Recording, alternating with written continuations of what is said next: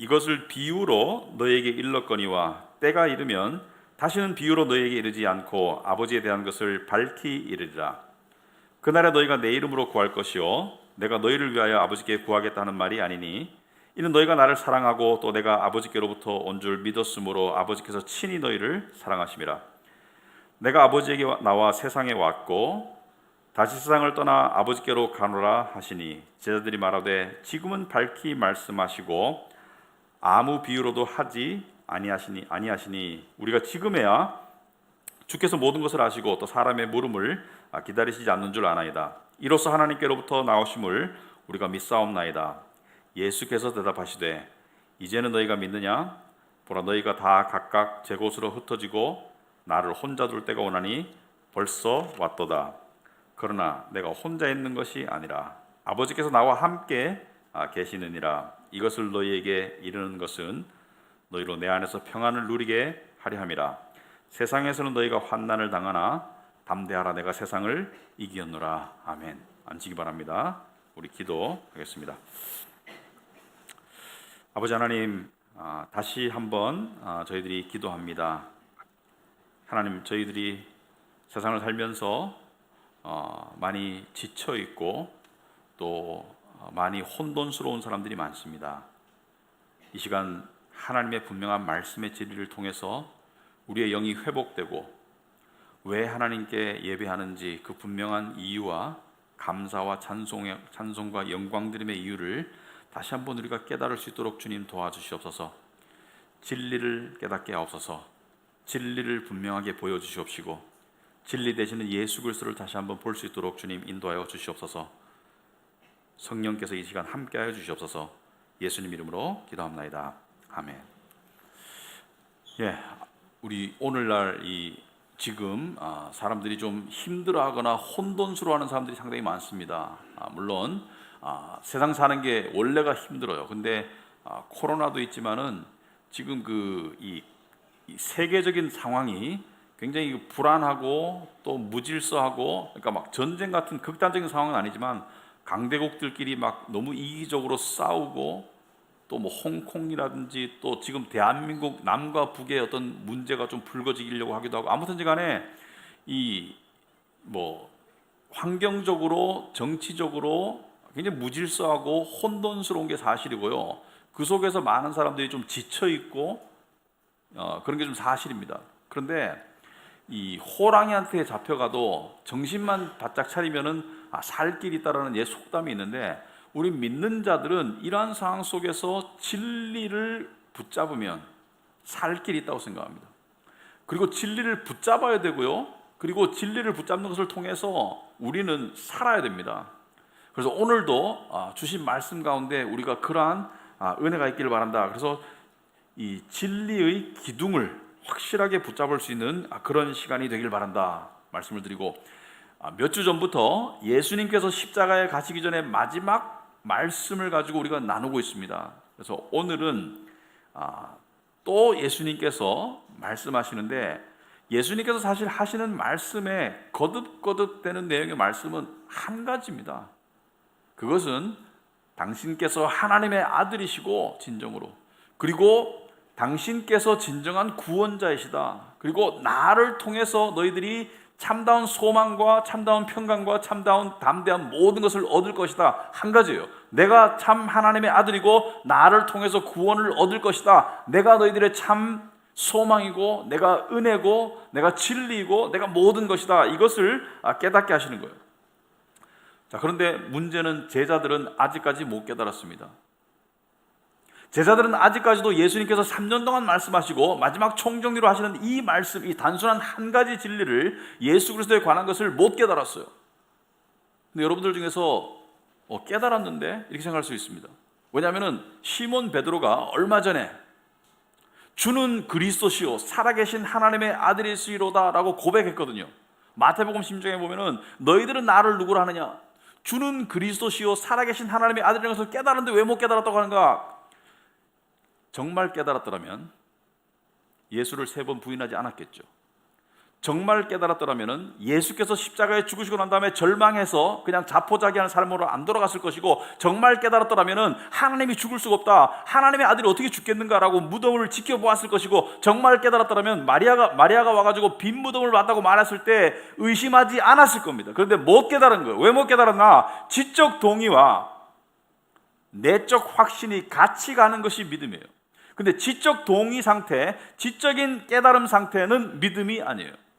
지적인 깨달음은 믿음으로 가는 중요한 관문이지만은 지적인 깨달음만 가지고 믿음이라 할 수가 없고, 내적 확신이 함께 와야지 그때 비로소 믿음이 주어지는데, 아직까지 못 깨달았어요. 아직까지 내적 확신으로 못 갔어요. 그래서 여러분, 믿음을 설명할 때 이렇게 말하죠. 입으로 시인하고 마음으로 믿는 것이 믿음이다. 너희가 주 예수 그리스도를 입으로 시인하고 마음으로 믿으면 구원을 받을 수 있다. 입으로 시인하는 것은 지적 동의이고, 마음으로 믿는다는 것은 내적 확신이고, 이 지적 동의와 내적 확신이 같이 갈 때 참다운 믿음이 되는데, 아직 거기 도달하지 못했어요. 지적 동의는 중요하죠. 지적 깨달음은 중요하죠. 내적 확신으로 가는, 반드시 거쳐야 될 길이죠. 내적 확신을 얻기 위해서는 진리에 대한 이해가 있어야 되죠. 진리를 알아야지 내적 확신을 가질 수가 있겠죠. 그런데 아직 제자들은 거기까지 가지 못했다. 두 가지 이유 때문에 아직 못 갔습니다. 첫째는 내적 확신은 성령과 함께 주어진다. 내적 확신이 있는 것은 성령이 있다는 증거이다. 그러므로 아직 보혜사 성령을 보내지 않았고, 성령께서 오셔서 너희를 모든 진리 가운데로 인도하시는 단계가 안 되었기 때문에, 부활 이후에 성령 강림이 없었기 때문에 아직 내적 확신에 못 갔고요. 두 번째는 아직 깨달음이 온전하지 못한 것은, 예수께서 오늘 25절에 그 이유를 말씀하셨어요. 이것을 비유로 너에게 일렀다. 비유로 너에게 일렀다. 이 비유에 담겨져 있는 깊은 영적인 진리를 제자들이 온전히 깨닫게 되는 것은 성령께서 오셔서 가르쳐 주셨을 때였습니다. 예수님 당시에는 못 깨달았어요. 지금 말하는 이것을 비유로 너에게 일렀거니와, 여기서 말하는 이것은 바로 앞에서 예수님께서 당신이 십자가에 죽으시고 부활하실 것을 너희가 잠시 슬퍼할 것이다, 그러나 나중에 기뻐할 것이다. 너희가 지금은 잠시 슬퍼하나 나중에 기뻐할 것이다. 비유로 뭐라고 말씀하셨습니까? 마치 이 아이를 뵌 산모가 아기를 낳으러 갈 때는 그 고통의 두려움 때문에 슬프지만은, 아이를 낳으면 그 낳은 기쁨 때문에 모든 고통과 슬픔을 잊어버리게 될 것이다. 그래서 산모의 비유였죠. 아이를 이 출산을 앞둔 산모의 비유였어요. 근데 비유란 무엇인가? 비유란 아주 단순하죠. 여러분, 잃어버린 양의 비유, 선한 사마리아인의 이야기, 씨 뿌리는 자의 비유. 비유는 초등학생도 알아들을 수 있는 단순한 이야기 속에 깊은 영적인 진실을 담겨놓은 게 비유예요. 그러니까 예수님께서 주로 하시는 가르치심의 방법이 비유인데, 비유라는 것은 단순한 이야기 속에 깊은 영적인 진실을 담겨 놓았다. 그런데 예수님께서 왜 그냥 드러내서 처음부터 분명히 그냥 진리를 말씀하지 않으시고 비유를 통해서 항상 말씀하셨을까? 왜 비유를 쓰셨을까? 왜 그랬을까요? 여러 가지 이유가 있겠지만은 왜 비유로 말씀하셨을까? 궁금하지 않습니까? 그냥 차라리 그냥 잃어버린 양의 비유를 하지 마시고 그냥 구체적으로 직접적으로 그냥 말씀하시든지, 탕자의 비유 말씀하지 마시고 구체적으로 말씀하시든지, 비유를 통해서 더 마음에 와닿게 깨닫게 할 수도 있지만은 비유를 쓰신 이유를 예수님이 말씀하셨어요. 여러분, 주보에 보면은 관련 구절 말씀에 답이 나와 있어요. 여러분, 뭐라고 생각하십니까? 왜냐하면은 제자들이 예수께 나와서, 이것이 그 씨 뿌리는 자의 비유를 하고 난 다음에 예수님께서 설명하시고 난 다음에 제자들이 예수께 나와서 이르되 어찌하여 그들에게 비유를 말씀하시나이까? 왜 비유를 써서 말씀하십니까? 그냥 말씀하시면 되지 왜 비유를 쓰셨습니까? 그 다음 말씀이 상당히 놀랍죠. 대답하여 이르시되 천국의 비밀을 아는 것이 너희에게는 허락이 되었으나 그들에게는 아니 되었다. 여러분, 많은 사람들이 택함의 교리에 대해서 반감을 가지지만 분명한 또 하나의 증거죠. 천국의 비밀을 아는 것이 너희에게는 허락됐지만 그들에게는 허락이 안 되었다는 것은 너희와 그들을 구별하시는 하나님의 하나님의 주권적인 의도를 엿볼 수가 있죠. 그래서 비유란 특별한 은혜를 특별한 사람들에게 주시려는 하나님의 특별한 의도입니다. 특별한 은혜를 특별한 사람들에게만 주시려는 하나님의 특별한 뜻이 담긴 게 비유입니다. 여러분 옛날에 요즘에는 인터넷 뱅킹으로 다 송금을 하기 때문에 현금을 잘 안 가지고 다닙니다. 옛날에 근데 뭐 이 전세 계약할 때 이 송금도 하지만은 이 돈을 진짜로 찾아가지고 500만 원, 100만 원 찾아가지고 할 때 어떻게 찾아가셨나요? 옛날 저 세대쯤 되시는 분들 기억나시죠? 이 돈이 많이 있을 경우에 어떻게 갔습니까? 아주 비싼 가방에 담고 가나요? 아니죠. 검은 비닐봉투에 둘둘 말아가지고 또는 누런 봉투에 넣어가지고 그냥 이렇게 들고 가죠. 왜? 돈 있는 건 모르게 하기 위해서. 이 안에 엄청난 돈이 들었는데 돈 없는 것처럼 하기 위해서 옷도 좀 허름하게 입고 검은 비닐봉투에 담아가지고 돈 들고 다니는 그런 시절이 있었습니다. 왜냐하면 그 안에 담긴 걸 모르게 하기 위해서. 때때로 도시락 안 싸갔는데 어머니가 마음이 안타까워가지고 어머니들이 이 도시락을 아주 정성스럽게 맛있게 싸워가지고 애한테 주면서 뭐래요? 너만 먹어 이러죠. 다른 애들하고 나누지 말고 너만 먹어. 좋은 거 넣어놨어. 소고기 넣어놨어. 너만 먹어. 무슨 말입니까? 비유란 남들이 봤을 때 별로 신비롭지도 않고 별로 특별하지도 않은 이야기 속에 하나님께서는 정말 각별한 은혜를 담궈놓은 게 비유입니다. 그래서 비유를 말씀하셨어요. 근데 제자들이 오늘 말씀 보니까 29절에 보니까 제자들이 말하되 지금은 밝히 말씀하시고 아무 비유로도 하지 아니하시니 우리가 지금에야 주께서 모든 것을 아시고 쭉 나오는데 지금은 깨달았다는 식으로 얘기하는데 천만의 말씀, 이거 착각이에요. 아직 못 깨달았어요. 깨달았더라면은 십자가에 죽으신 예수님을 보고 절망하지 않았을 겁니다. 깨달았더라면은 그렇게 행동하지 않았어요. 아직 못 깨달았는데 깨달았다고 또 착각하고 있는 거예요. 못 깨달았습니다.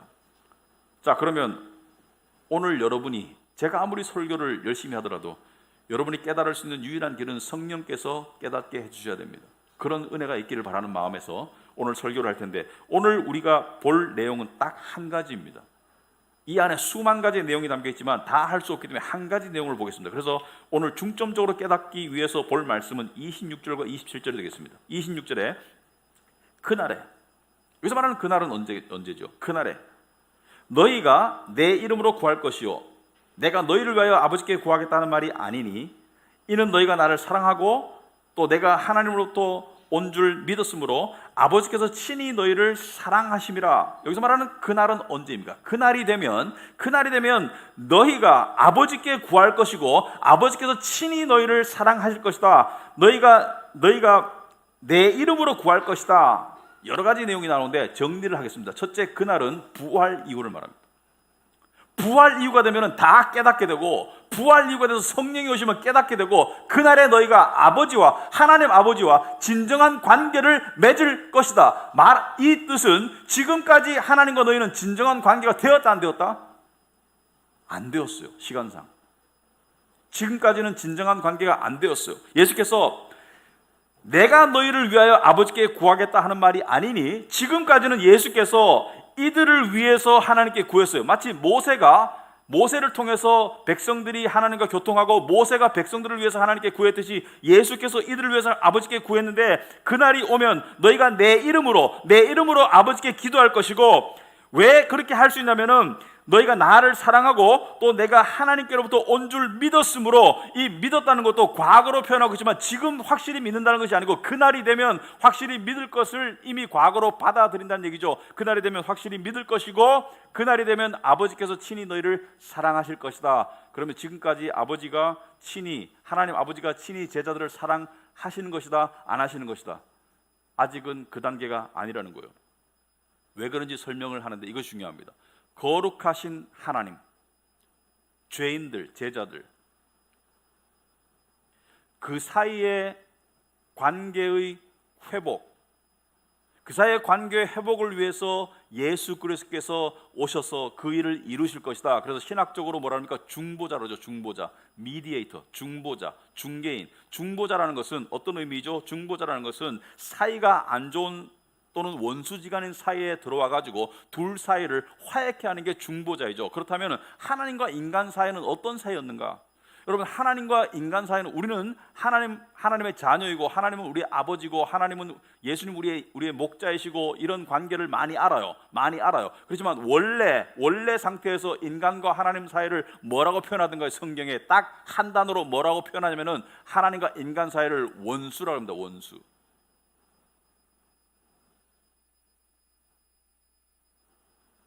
로마서 5장 10절에 보면 곧 우리가 원수 되었을 때, 원수라고 표현하죠.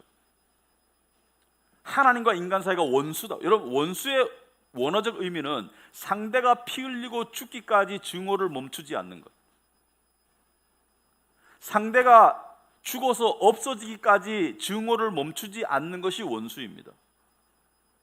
여기서 말하는 원수라는 것은 그냥 막연하게 그냥 싫어 이 정도가 아니고 상대가 죽어 없어져야지 마음이 편할 그 상태가 원수예요. 그러니까 하나님과 우리 사이가 원수라는 것은 인간의 입장에서 하나님을 원수처럼 대한다는 것을 말하죠. 원수처럼. 여러분도 살다 보면 미워하는 사람 있죠. 원수가 있을 수도 있고요. 근데 세상 사람들 보면 사람들 사이에 원수가 될 때 어떻게 하나요? 사람 사이에 원수가 됐을 때 극단적으로는 죽여요. 살인하죠. 극단적으로는. 그러나 그런 일은 잘 안 일어나죠. 하지만 마음속으로 죽여버리죠. 이렇게 생각하죠. 마음속으로 증오합니다. 마음속으로 죽이는 어떤 죽임의 증오를 하죠. 그리고 어떻게 해요? 내 기억에서 지워버려요. 그러니까 정신적 살해를 하죠. 내 기억에서 사라져죠. 너를 생각하는 것도 싫고, 너를 떠올리면 증오만 떠오르고, 너를 떠올리면 나쁜 생각만 떠오르고, 너를 생각할 때 너를 향한 나쁜 마음만 품기 때문에 내가 힘들어. 차라리 너를 제거할 거야. 내 기억에서 없앨 거야. 이게 원수입니다. 그러니까 원수가 되면은 무시하거나 살해하죠. 안 그렇습니까? 정신적으로 그를 없애버리거나 아니면 무시하게 되죠. 없는 것처럼 가정하는 것이 원수다. 그렇다면 하나님을 향한 인간의 보편적인 모습은 어떤가?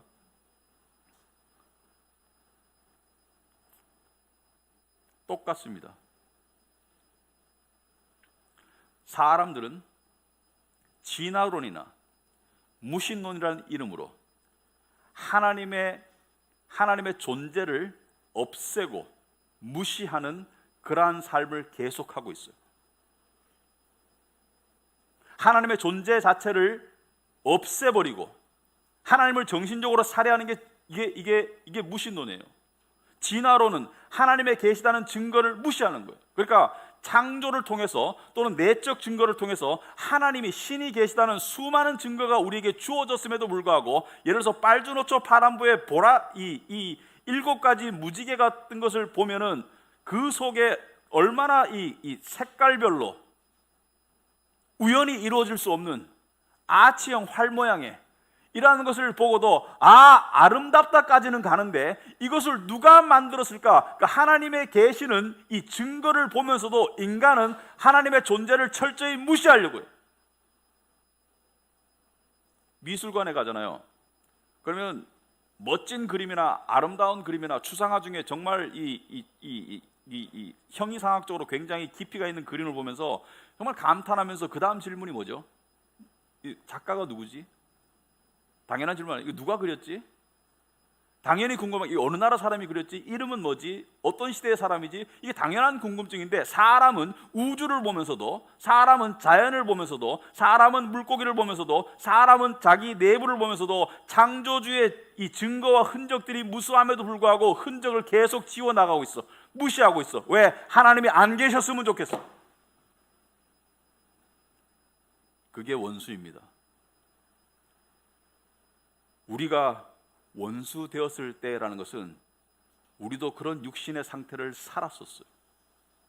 그리고 놀랍게도 지금도 그 육신에 하나님을 무시하려고 하는, 하나님의 흔적을 지우려고 하는 그 육신의 본능이 우리 안에 여전히 옛자로 남아있어요. 하나님 없는, 내가 지배하는, 내가 컨트롤하는 인생을 원하고 있어요. 성경은 이러한 하나님을 향한 무지와 불경의 상태를 죄라고 말합니다. 그래서 세상 사람들은 죄에 대한 개념이 없어요. 세상 사람들이 가지고 있는 죄에 대한 개념은 그냥 도덕적인 개념이지 존재적인 개념이 아니에요. 존재적으로 하나님의 존재를 무시하고 하나님의 존재를 향한 살해의 마음을 품는 그 원수의 마음이 죄예요. 그게 바로 원죄예요. 그래서 성경은요, 그 인간의, 여러분 입장을 바꿔 생각합시다. 창조주의 입장에서 봤을 때 당신을 예배하라고 만든 피조물이 당신을 예배하기는커녕 당신을 무시하고 하나님의 존재에 대한 정신적 살해를 저지르고 있는 자들을 향해서 줄 수 있는 길은 딱 한 개밖에 없습니다. 벌. 그래서 성경은 지옥이라고 그래요. 사람들은 지옥에 대해서 듣기를 불편해합니다. 여러분, 지옥이 진짜로 있다고 믿나요? 아마 인식적으로 믿을 겁니다. 그러나 진짜 지옥이 있다고 내적으로 한번 깊이 생각해 본 적 있습니까? 그걸 생각하면은 소름이 돋고요. 그리고 나중에 너무 감사해요. 왜냐하면 설명을 해드릴게요. 성경에 지옥에 대한 설명이 별로 없습니다. 근데 딱 두 가지 정도 대표적인 설명이 있습니다. 예수님께서 지옥은 어떤 곳이다? 지옥은 영원히 뜨거운 곳이다. 지옥은 고통을 느낄 수 있는 곳입니다. 지옥은 관념상의 장소가 아니고 지옥은 고통을 느낄 수 있는 곳이라고 예수님께서 예화를 통해서 말씀하셨죠. 부자와 거지 나사로의 예화를 통해서 말씀하셨습니다. 부자는 지옥 가고 거지 나사로는 천국 갔는데, 부자가 지옥에서 너무 뜨거우니까 아브라함의 품에 안겨 있는 이 나사로를 보면서 아브라함이시여, 아브라함이시여, 이 나사로에게 손가락 끝에 물 한 방울 찍어서 나에게 보내서 내 타는 입을 좀 적셔 주시면 정말 좋겠습니다. 내가 이 불꽃 가운데 너무 괴롭습니다. 근데 아브라함이 뭐라 그래요? 갈 수가 있어요, 없어요? 천국에서 지옥으로 못 가잖아요. 못 가는 것이죠. 그러니까 지옥은 어떤 것이다? 영원히 뜨거운 것이다. 이거는 관념이 아닙니다. 우리 믿는 사람들도 이걸 생각해 봐야 돼요. 그 이유가 있습니다. 왜냐하면 우리가 원래 하나님과 원수였거든요. 제가 최근에, 여러분도 그런 생각 가끔 하시죠? 찜질방에 갔는데, 찜질방에 가끔 가죠. 이 사우나, 건식 사우나를 들어갔어요. 그것도 79도 들어갔는데 모래시계 있잖아요. 모래시계 딱 엎어놓고 기다리는데, 이놈의 모래시계가 다른 사우나 모래시계는 한 5분 걸리는데 이거 5분 걸려도 반도 안 내려가네 이거. 근데 모래시계가 막 무슨 굴에 갇힌 이 곰처럼 모래시계를 3초마다 쳐다보는 게 너무 힘들어가지고 쳐다보다가 한 4분의 3쯤 될 때 뛰쳐나갔어요. 왜냐하면 더 이상 못 견디겠더라고. 그래서 생각했습니다. 지옥이 이런 곳인 것 같은데 뛰쳐나갈 수도 없잖아. 뛰쳐나갈 수도 없고 끝이 없잖아요. 온도가 내려가지도 않고. 이게 지옥입니다. 하나님 너무 무서워요. 그리고 또 두 번째 예수님께서 말씀하신 게, 지옥에서는 슬피 울며 이를 갈 것이다. 이렇게. 밖에 나가서 슬피 울며 이를 갈 것이다라는 표현이 자주 나오죠. 슬피 울며 이를 갈 것이다. 지옥에서 운다는 거예요. 이를 갈면서. 여기서 말하는 눈물은 회개의 눈물이 아니에요. 여전히 하나님을 향한 증오와 하나님을 향한 원수된 마음을 품고 운다는 거예요. 지옥에서 회개가 불가능합니다. 여기서 말하는 눈물은 잘못했어의 눈물이 아니고, 지옥에 가서조차도 인간의 육신적인 본능은 회개하지 않고 이를 부득부득 갈면서 하나님을 증오하면서 운다는 거예요. 이게 무서운 것이에요, 지옥이.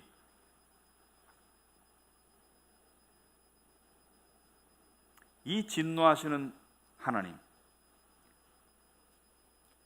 그리고 죄인 사이를 누가 화해시켰는가? 어떻게 화해시켰는가?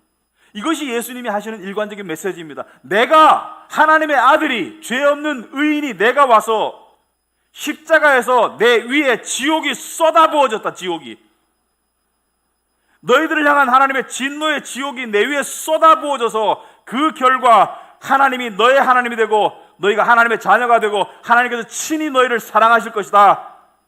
이것이 메시지입니다. 아멘. 이것이 우리의 믿는 믿음이에요.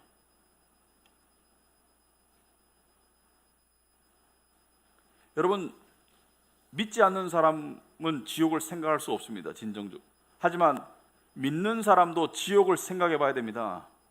원수 되었을 때, 우리의 운명이 그쪽으로 나갈 때, 상상을 초월하는 일을 이루시기 위해서 예수 그리스도께서 상상을 초월하는 고통을 감당하셨고, 그리고 상상을 초월하는 은혜를 우리에게 쏟아 부어주셨다. 어느 정도냐면은, 만약에 여러분이 판결을 받아가지고 무기징역 판결을 받았어요. 근데 이런 일이 일어날 수 없겠지만 어떻게 해서 어떤 사람의 도움으로 무기징역을 면하게 되었는데, 무기징역을 면하게 한 것만 해도 엄청나게 상상을 초월하는 좋은 일인데, 여러분에게 맨션을 하나 선사했어. 무기징역을 면하게 하고 가난한 여러분에게 맨션을 줬어요.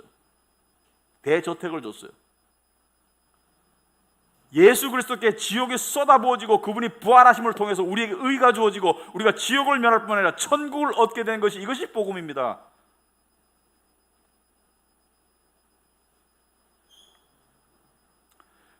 예수께서 지금 가르치시는 내용이 그거예요. 26절을 다시 보면은, 그날에, 내가 부활한 그날에 너희가 내 이름으로 구할 것이요 내가 너희의 영원한 중보자가 될 것이다. 하나님 사이의 중보자가 될 것이고, 내가 너희를 위하여 아버지께 구하겠다는 말이 아니니, 이제는 더 이상 내가 너희를 위해서 구하는 것이 아니라 너희가 직접 구해라. 왜? 하나님과의 관계가 회복됐기 때문에 직접 구해라. 기도가 너희의 특권이 될 것이다. 그 이유는 너희가 나를 사랑하고 또 내가 하나님께로부터 온 줄 믿었으므로, 너희가 믿음을 갖게 되었으므로 이제 아버지께 직접 구할 수 있고, 놀라운 것은 아버지께서 친히 너희를 사랑하심이라. 여러분, 하나님이 사랑이시고 하나님이 우리를 사랑하신다는 것을 정신적으로, 지적으로 아는 것과 마음으로 확신하는 것은 완전히 달라요.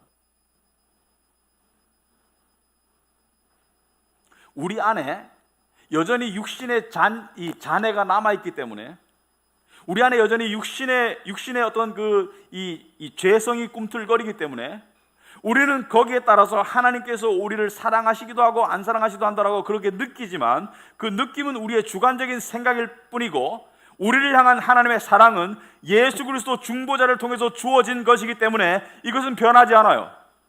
아버지께서 우리를 친히 사랑하세요. 하나님이 여러분을 친히 사랑하세요. 여러분이 예수를 믿는다면 하나님께서 여러분을 친히 사랑하세요. 직접 사랑하세요. 예수께서 십자가에 죽으시고 부활하시고 난 다음에 마리아가 나타나가지고 예수를 붙잡으려고 하니까 예수님께서 나를 붙잡지 마라. 그리고 예수님께서 이렇게 말씀하시죠. 가거라. 가서 내 형제들에게, 제자들에게 이렇게 말하거라. 내가 내 아버지, 요한복음 20장 말씀이죠. 17절. 내 아버지 곧 너희 아버지, 내 하나님 곧 너희 하나님께로 올라간다 하라. 여러분, 이 말씀이 뭐죠? 예수님께서 내가 중보자로서 너희들의 하나님을 원수처럼 여기는 너희들의 그 몹쓸 죄에 대한 그 모든 처벌, 지옥을 내가 다 받았기 때문에 이제 하나님이 너에게 더 이상 원수가 아니고 내 아버지, 너의 아버지, 내 하나님, 너의 하나님이 되셨다. 바꿔 말해서 우리는 이제 한 가족이 되었다는 것을 선포하는 겁니다. 여러분, 이걸 마음으로 확신한다는 것은 큰 복입니다. 내가 예수 그리스도와 한 가족이 된 것이다.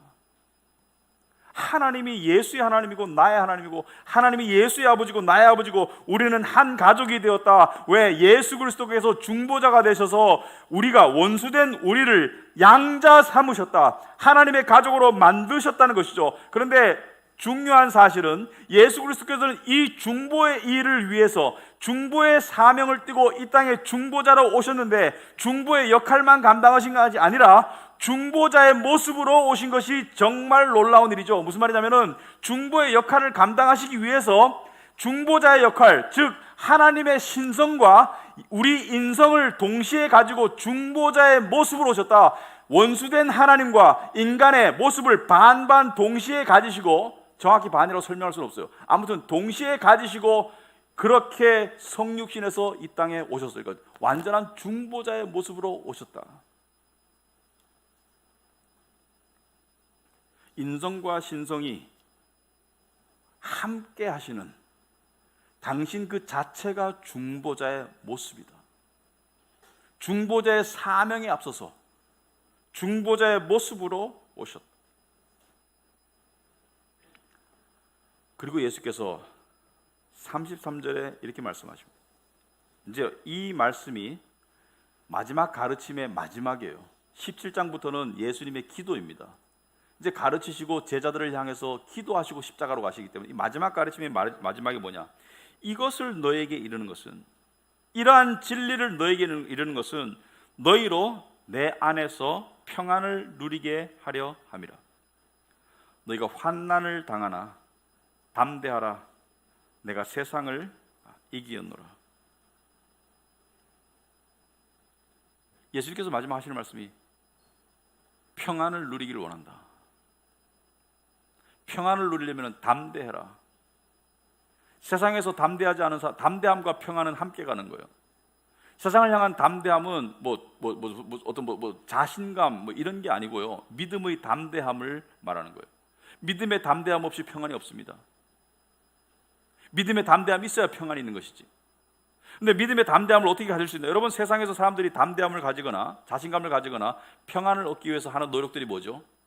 세상 사람들이 세상을 이기기 위해서 하는 노력들이 뭐예요? 세상에서 담대하기 위해서 하는 노력들이 대표적인 게 뭡니까? 대표적인 재산, 건강, 지위, 권력, 그죠?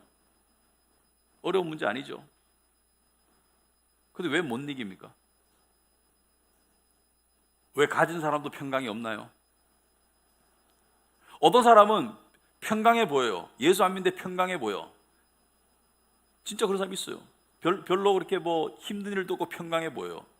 여러분, 사기당할 때, 사기당하는 끝순간에 가기 전까지는 평안해요. 사기를 당할 때, 사기인 줄 아는 때까지는 기분이 좋아. 뭔가 좋은 일이 날 것 같아. 투자 사기를 당할 때 투자했는데 이익이 많다고 해가지고 사기를 당했어. 근데 이익이 없다는 사실을 알기 전까지는 기분이 좋아요. 그걸 성경은 뭐라 그래요? 미련함이라 그런다. 어떤 길은 사람에게 바르게 보르나 필경은 사망의 길이다. 그렇다면 왜 인간은 이 세상의 현실을 향한 싸움과 발버둥 속에서 이길 수 없을까?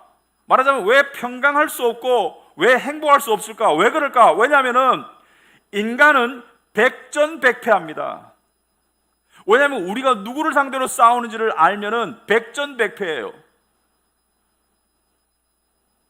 에베소 6장 12절에 우리의 씨름은 혈과 육을 상대하는 것이 아니요 통치자들과 권세들과 이 어둠의 세상 주관자들과 하늘에 있는 악의 영들을 상대함이라. 그러니까 사람들이 세상의 경쟁자들을 향해서 싸우는 줄 아는데, 건강을 향해서 싸우는 줄 아는데, 이 모든 것을 지배하면서 사람들을 멸망의 길로 몰고 가는 것은 바로 세상의 지배자 악의 영 사탄이라는 것이죠. 상대에서 이길 수가 있나요, 없나요? 이길 수가 없죠. 백전백패하죠. 다 죽음으로 쓸어버리니까.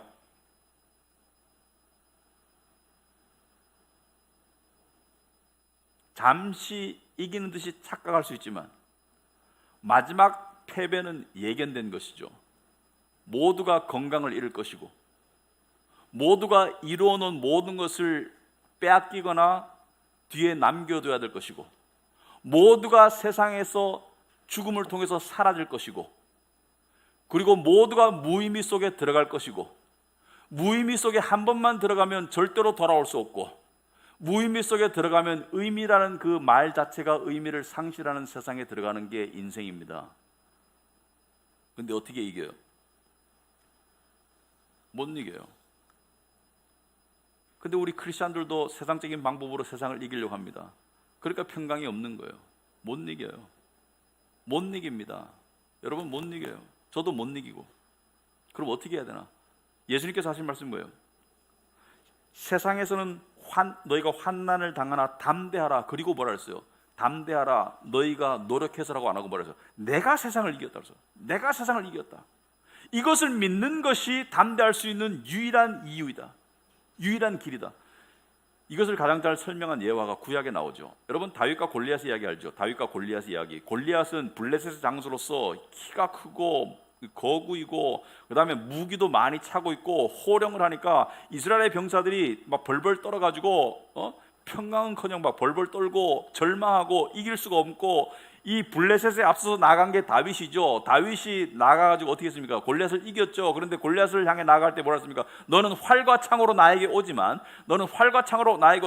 나는 여호와의 이름으로 너를 물리친다. 여호와의 이름으로 물리친다. 다윗은 하나님 아버지를 믿는 믿음으로 골리앗과 싸웠는데 이것이 제가 말하는 핵심 포인트가 아니고 제가 말하는 핵심 포인트는 이 이스라엘 병사들이죠. 이 싸움 이전에 이스라엘 병사들은 불안에 떨었어요. 이 싸움 이전에 이스라엘 병사들은 절망했어요. 이 싸움 이전에 이스라엘 병사들은 무서웠어요. 그런데 이 다윗의 승리가 되고 난 다음에 이 병사들이 와 함성을 지르면서 이 태도가 180도 바뀌어가지고 블레셋을 쳐부시죠. 여기서 이 병사들이 그전에 두려워하던 병사들이 그전에 절망하던 병사들이 이 용기 백배 가지고 담대하게 일어설 수 있는 이유는 자기들이 뭔가 해서가 아니고 바로 다윗의 승리를 보았기 때문이죠. 여기서 다윗은 예수 그리스도를 상징합니다. 블레셋은 사탄을 상징하고 내가 세상을 이겼다. 세상의 가장 큰 무기가 뭐죠? 블레셋이 호령하는 골리앗이 호령하는 가장 큰 무기는 사망이죠. 내가 너를 쳐부술 거야. 너를 죽여버릴 거야. 세상의 가장 큰 무기는 뭡니까? 사망입니다. 돈 못 벌면, 건강 보살피지 않으면 일찍 죽을 거야. 조심해. 내 말 들어. 그런데 예수께서 내가 사망을 이기고 부활의 모습을 보여주심으로써 부활을 본 제자들이 그때서야 비로소 모든 것을 깨닫고 더 이상 죽음을 두려워하지 않았어요. 죽음을 두려워하지 않는 사람은 세상을 두려워하지 않는 사람입니다. 남녀노소 관계없이 여러분이 성격이 소심하건 성격이 적극적이건 대범하건 관계없이 하나님께서 우리가 이르기를 원하는 믿음의 경지는 죽음이 두렵지 않은 경지예요. 예수 그리스도를 믿기 때문에, 부활을 믿기 때문에, 그리스도께서 승리하셨기 때문에, 그리고 이 영원한 중보자께서 지금도 하늘 위에 하나님 우편에 앉아서 우리를 위해서 계속 중보하고 계시기 때문에 뭘 중보할까요? 여러분 돈 많이 벌으라고?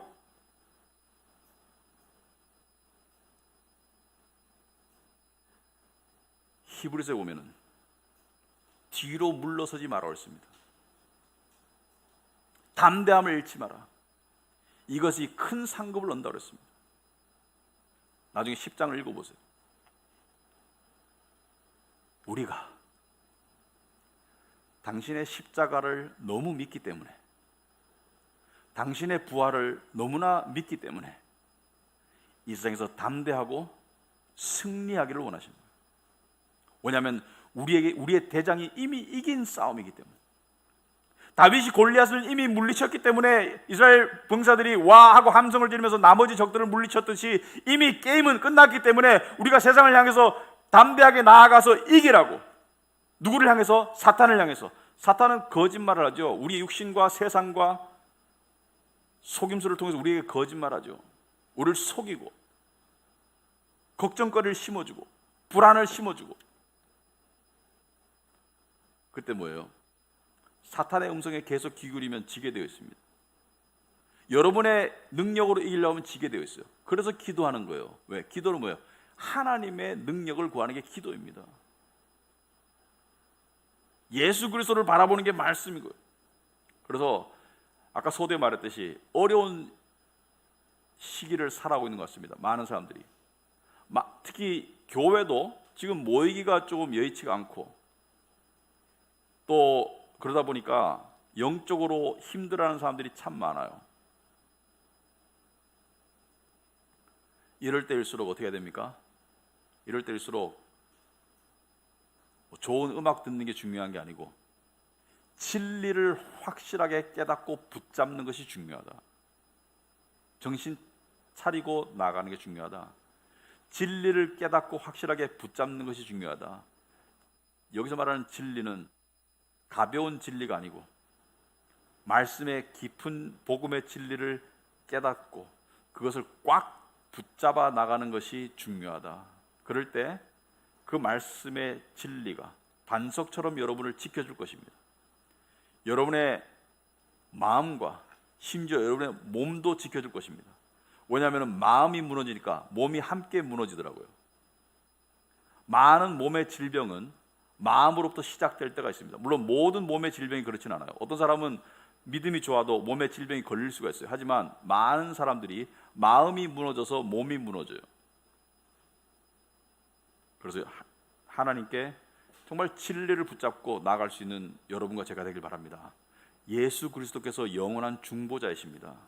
그 중보자께서 그분 위에 지옥이 쏟아 부어졌기 때문에 우리 위에 천국이 쏟아 부어진 거예요. 그 은혜를 기억하는 여러분과 제가 되길 바랍니다. 기도하겠습니다.